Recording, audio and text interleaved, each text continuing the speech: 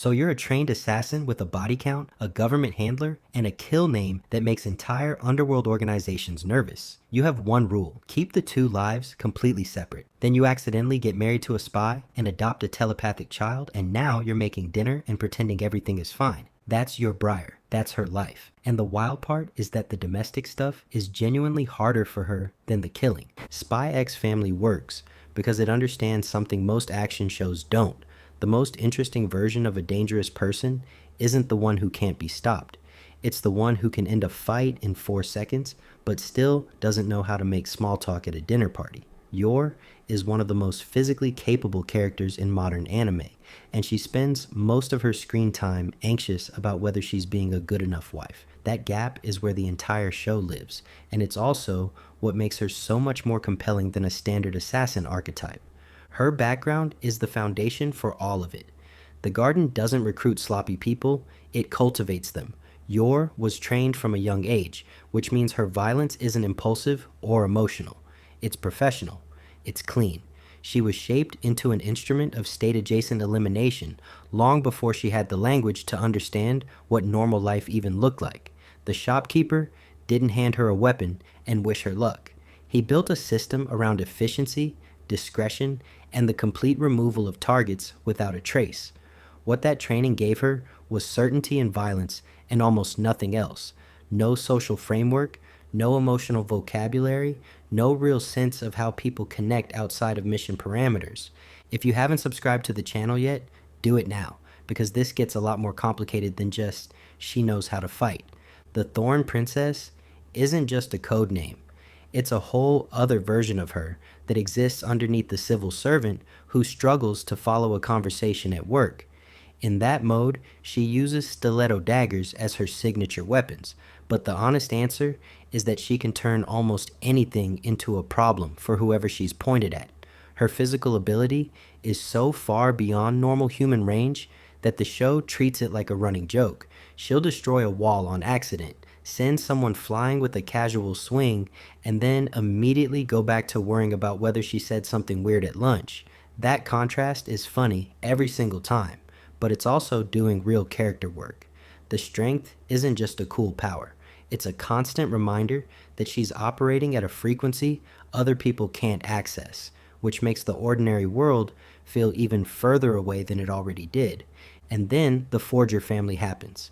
The setup is that Lloyd needs a wife for a cover mission, and Yor needs a husband so people stop asking her uncomfortable questions about her personal life.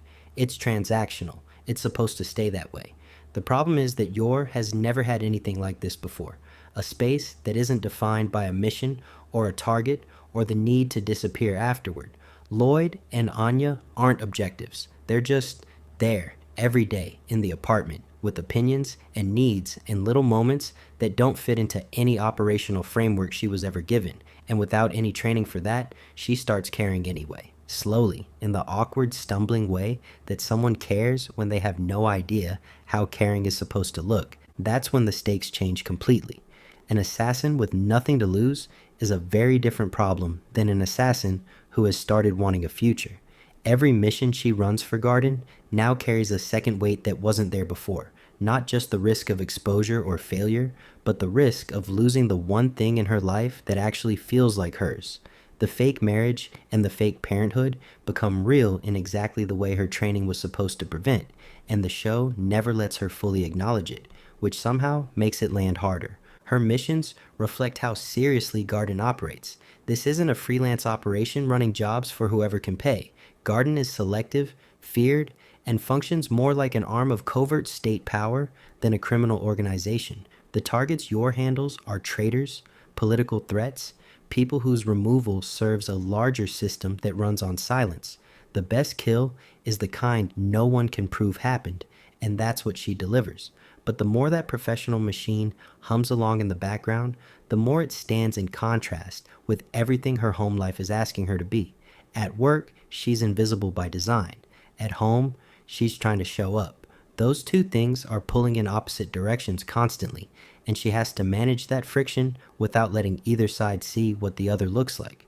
The physical comedy around her strength deserves more credit than it usually gets for what it's actually saying.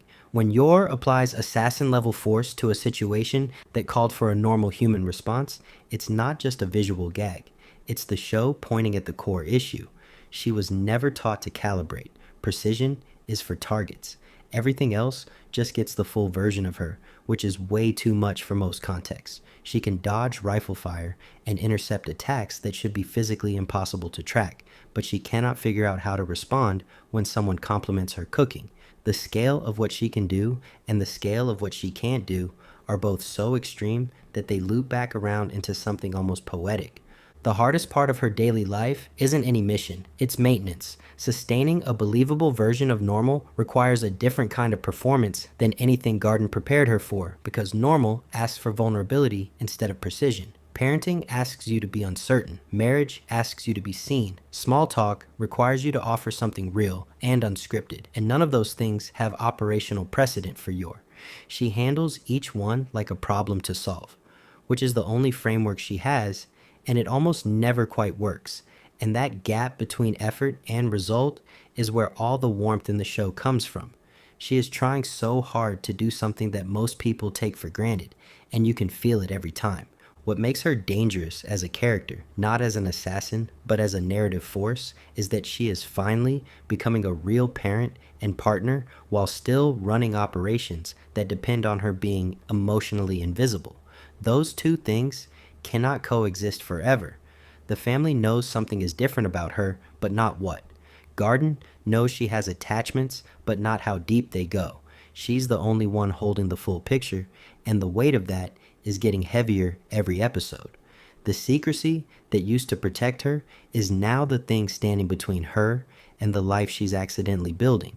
If her cover ever fully collapsed, the loss wouldn't just be tactical, it would be everything.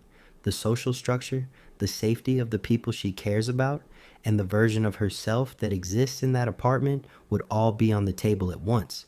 That's not a standard don't get caught thriller problem. That's an identity problem, and Spy X Family knows it. Every warm scene carries that charge underneath it. Not loud, not in your face, just present. The show earns the comedy by making sure the stakes are real enough to matter, even when nothing goes wrong. Yor Briar is a weapon that wants a home more than a battlefield. She was built for one thing and found herself needing something completely different. And instead of resolving that contradiction, she's just living inside it every day. The killing was never the hard part. She had years of training for that. Nobody trained her for the moment Anya runs up to her after school and wants to tell her about her day. Nobody prepared her for what it feels like to be chosen by people who have no idea what she actually is.